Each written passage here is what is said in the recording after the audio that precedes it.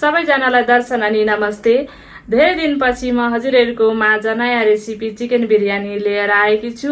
लौ त अब मेरो भिडियोतिर लागौँ है। ल मेरो सामग्रीहरू चाहिँ यही हो। यतातिर हेरौँ। अब यहाँ चाहिँ मैले थोरै तेजपत्ता अनि यो लौङ लिएकी छु। यो मेरो अलैँचीको धुलो लिएकी छु, रातो खुर्सानीको धुलो, यो मिट मसलाको धुलो, अनि यो चाहिँ मेरो बिरयानी मसला, मैले यो मसला युज गरेकी हुँ। अनि यो चाहिँ मेरो गरम मसला हो। थोरै अदुवा लिएकी छु, यो लसुन, अनि यहाँ मैले प्याज काट्न रेडी गरेकी छु। अनि यो चाहिँ मेरो धनिया हो, यहाँ थोरै खोर्सानी, अनि यो दही पनि छ। अनि यो चाहिँ भरे लास्टमा हाल्ने कलर फुड कलर हो। अनि त्यसमाथि मैले 1 केजी जति चिकन लिएकी छु। यसलाई मैले ठुला ठुला पिसमा काटेर रेडी गरेकी छु यसरी। अब म बनाउनतिर लागेँ कि ल अब म यसलाई मेरिनेट गर्नतिर गएँ। अब म यसलाई सबै मसलाहरू यहाँ एक एक गरेर एड गर्छु।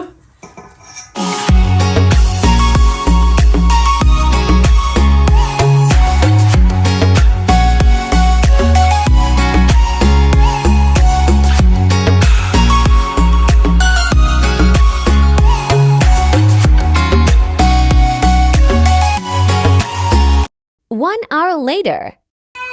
1 घण्टा भइसक्यो। अब मेरो यो पनि मेरिनेट भइसक्यो। यहाँ अनियन पनि काटेर ठिक्क पारेँ। अब म यसलाई पेन बसाएँ। अब यो अनियन फ्राई गर्छु। अनियन तातिसक्यो। अब यसलाई म तेल हाल्छु, करिब 5 चम्चा जति तेल हाल्छु। अनि यसलाई म अनियन फ्राई गर्नलाई राख्छु। अब तातिसक्यो। अब म यसलाई थोरै थोरै हालेर फ्राई गरेर त्यसलाई चाहिँ अब गोल्डन ब्राउन हुनेसम्म फ्राई गर्ने अनि झिकेर राख्ने। यो मेरो प्याज पनि गोल्डन ब्राउन भइसक्यो। अब यतिको भइसकेपछि यसलाई झिक्ने। अनि ल यो मेरो प्याज पनि झिकिसकेँ। अब म यहाँ चिकन पकाउनतिर लाग्छु। यहाँ मेरो अलिकति तेल रहेको थियो। अब यसमै अलिकति तेल हाल्ने। अनि फेरि 2 चम्चा जति तेल एड गरिदिने।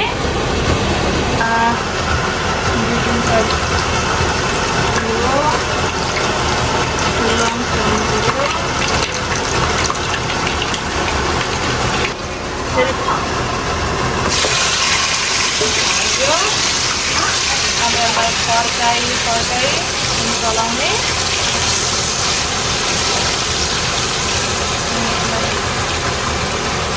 15 मिनट जति पाक्न दिने।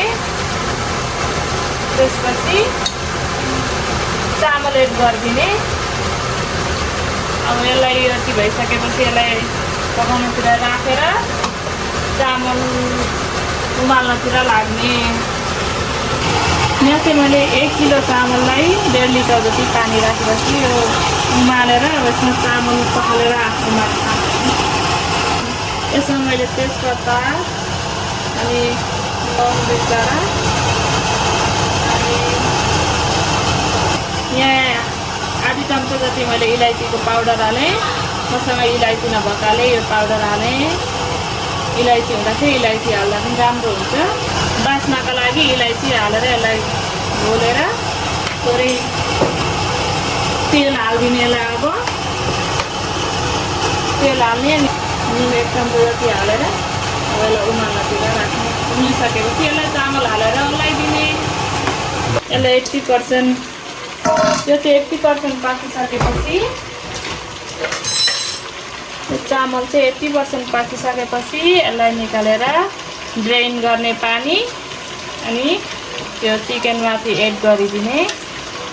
पाकिसक्यो। यो 80% भइसक्यो। अब यतिको भएपछि हुन्छ। अब यसलाई निकालेर यो पानी सबै ड्रेन गर्ने अनि त्यसको चिकनको माथि एड गरिदिने। चामल चाहिँ मैले ड्रेन गरेर राखेँ। अब यसलाई ड्रेन गरिसकेपछि एड गर्छु। ड्रेन गरेर राखेँ। अब यो ड्रेन गरिसकेपछि गर्ने। पनि यतिको पाकिसकेछ। अब म यसमाथि चामल एड गरिदिन्छु।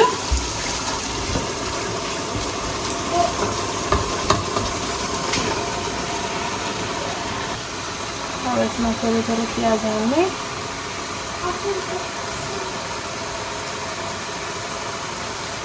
पोलेको चामल सबै हालिदिने।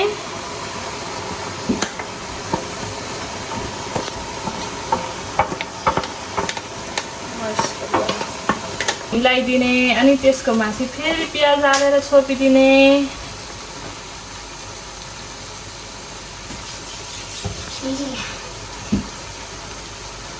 दुधमा थोरै फुड कलर हालेर सकेपछि अब यसमा एड गरिदिने। एड गरिदिएर चप्काउन लाग्यो। अब यहाँ चाहिँ यसो गऱ्यो भने हावा जाँदैन अनि राम्ररी बाफिएर बिरयानी राम्रो बन्छ। यसमा यो सानो पोल छ, यसलाई पनि हालिदिने। अब यसलाई छोपेर आधी घन्टा जति सानो आगोमा मजाले पकाउने। आँचमा आधी घन्टा जति पफ्याउने अनि मजाले पकाउने। ल त अब आधी घन्टा पछाडि हजुरहरूलाई म देखाउने छु कस्तो हुँदो रहेछ मेरो बिरयानी। ल हेरौँ है त साथीभाइ, आधी घन्टा भइसक्यो मेरो बिरयानी पाकेर कस्तो भएछ। यस्तो भएछ। अब यसलाई थोरै घिउ एड गर्ने, 2-3 चम्चा जति घिउ एड गर्ने, किनकि मैले तेलमा बनाएकी छु यसको घिउको फ्लेभर आउनको लागि। 3 चम्चा जति हाल्ने। अब यसको माथि धनियाँ छर्ने। धनियाँ छरेर एकछिन छोपिदिने अनि निकालेर हेर्ने अनि कस्तो भएछ म हजुरहरूलाई भन्छु। ल मेरो बिरयानी पनि पाकिसक्यो। अब हेरौँ है त कस्तो भएछ मेरो बिरयानी।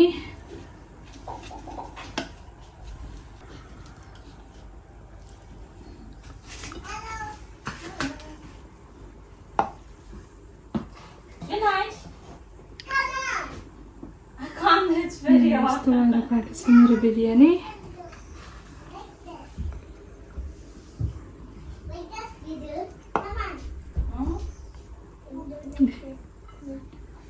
यस्तो भएको छ। अब म टेस्ट गरेर हजुरहरूलाई बताउने छु कस्तो भएछ मेरो बिरयानी।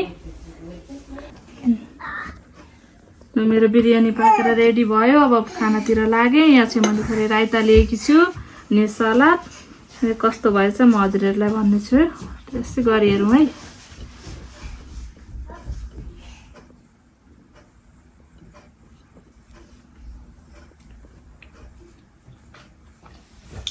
मिठो भएछ। हजुरहरूले पनि यसरी नै बनाएर ट्राई गरी हेर्नुहोस् अनि मलाई कमेन्ट गर्नुहोस् है। ल त नमस्ते।